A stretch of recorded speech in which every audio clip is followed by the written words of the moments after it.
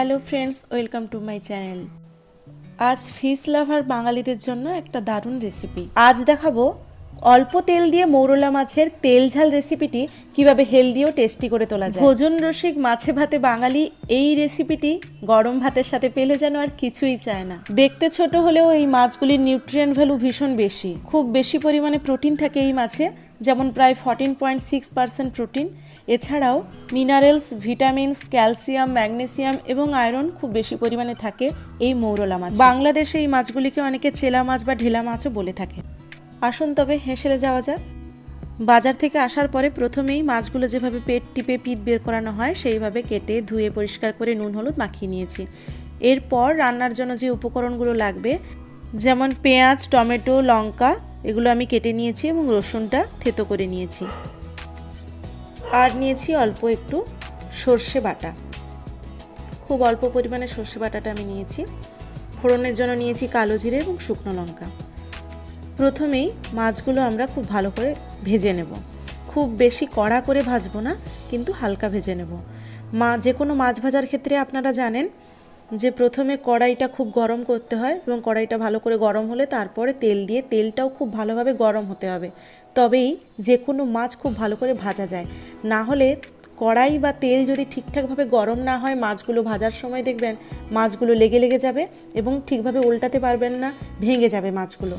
আর মাছ ভেঙে গেলে মাছের রান্নার কোনো স্বাদই ঠিকঠাক থাকে না, তাই না? গ্যাসের ফ্লেম খুব হাই রাখবেন না, তাহলে মাছগুলো বেশি কড়া ভাজা হয়ে যাবে। একটু মিডিয়ামে রাখবেন, দিয়ে নাড়তে নাড়তে দেখবেন, বুঝতে পারবেন এরকম হালকা হালকা লাল লাল হবে, মানে হালকা ভাজা হয়ে গেছে। বাকি মাছগুলো দিয়েও আমি একই রকমভাবে সমস্ত মাছগুলো ভেজে নেব। দেখুন আমার সব মাছগুলো খুব ভালো করে ভাজা হয়ে গেছে। এরপর আসল রান্নাটায় আমরা যাব। কড়াইতে ওই মাছ ভাজার তেলটুকুই যতটুকু পড়ে আছে, আর এক্সট্রা আমি তেল দেইনি। যদি পরে প্রয়োজন হয় তবে একটু আমি তেল দেব, তবে অল্প তেলেই রান্নাটি হবে। ফোড়নের জন্য কালো জিরে দিয়েছি, শুকনো লঙ্কা দিয়েছি, তারপর পেঁয়াজ কুচিগুলো দিয়ে দিলাম। পেঁয়াজ কুচিগুলো দিয়ে একটু ভালো করে নাড়াচাড়া করে নিতে হবে। পেঁয়াজগুলো নাড়তে নাড়তে দেখলাম তেলটা একেবারেই কমে গেছে, তাই অল্প একটু আমি আরেকটু তেল দিয়েছি, 1 দশান মতো। তারপরেই দিয়ে দেব টমেটো কুচিগুলো।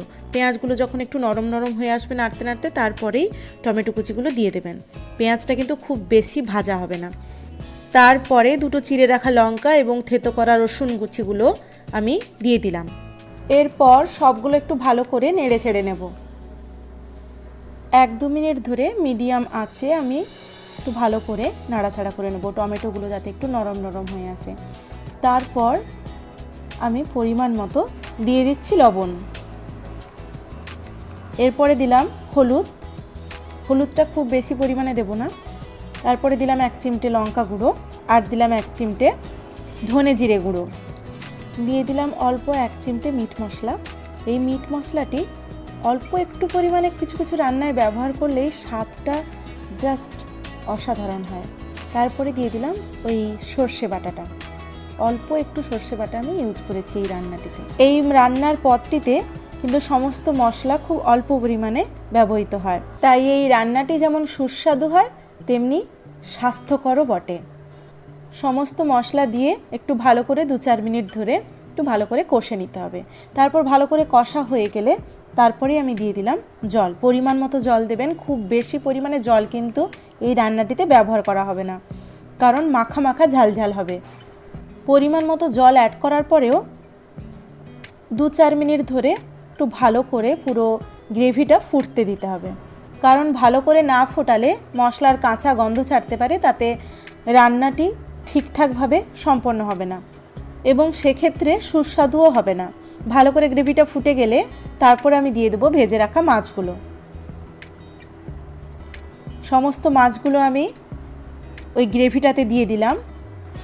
এরপর আমি খুন্তি দিয়ে ভালো করে মাছগুলোর সাথে গ্রেভিগুলো ভালো করে মিশিয়ে নেব, যাতে প্রত্যেকটা মাছের যেন রসটা ঢোকে, গ্রেভিটা যেন ভালো করে মাছের ভেতরে ঢোকে, তবেই না রান্নার স্বাদটা অতুলনীয় হবে।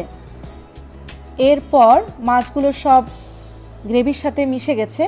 এরপর আমি 3-4 মিনিট সমস্তটা ফুটিয়ে নেব ভালো করে, যাতে রসটা আরেকটু কমে কমে আসে এবং মাছের গায়ে গায়ে রসটা খুব ভালোভাবে লেগে লেগে যায়। তাহলে দেখতেও খুব সুন্দর হবে এবং খেতে আরও বেশি সুস্বাদু হবে। এরই মাঝে আমি লবণটা চেখে দেখে নিয়েছি কতটা ঠিকঠাক আছে কিনা। আপনিও সেই বুঝে দেখে নেবেন, যদি কম পড়ে একটু দিয়ে দেবেন, আর যদি কোনোভাবে একটু বেশি হয়ে যায় তাহলে কিন্তু আপনাকে একটু জল অ্যাড করতে হবে এবং সেক্ষেত্রে আরও একটু বেশিক্ষণ ধরে ফোটাতে হবে। আমি পুরো রান্নাটা মিডিয়াম ফ্লেমে করেছি।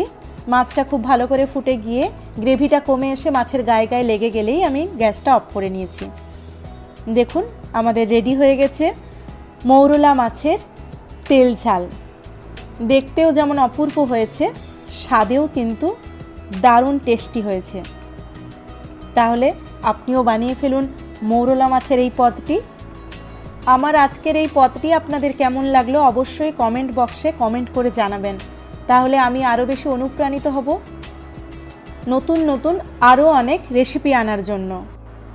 আজকের এই রেসিপিটির সাথে আমার অন্যান্য রেসিপিগুলোও যদি আপনার ভালো লেগে থাকে তাহলে অবশ্যই লাইক, কমেন্ট এবং শেয়ার করবেন আমার চ্যানেলটি, এবং নতুন নতুন রেসিপির আপডেট পেতে সাবস্ক্রাইব করবেন এবং পাশে থাকা বেল আইকনটি অবশ্যই ক্লিক করবেন, যাতে সবার প্রথমে নোটিফিকেশান আপনার কাছেই যায়।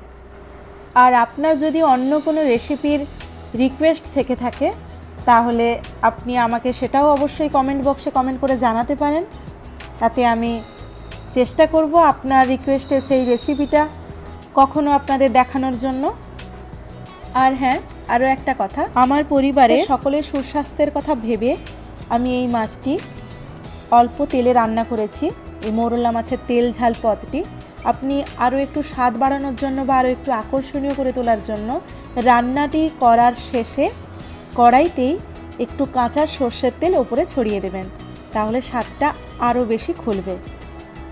আপনার চয়েস, আপনি কেমন করে খেতে চান। সবাই খুব ভালো থাকুন, সাবধানে থাকুন, শান্তিতে থাকুন। আবার চলে আসব আপনারই পছন্দের বা আপনার রিকোয়েস্ট করা কোনো একটি রেসিপি নিয়ে। আজ তবে চলি, টাটা।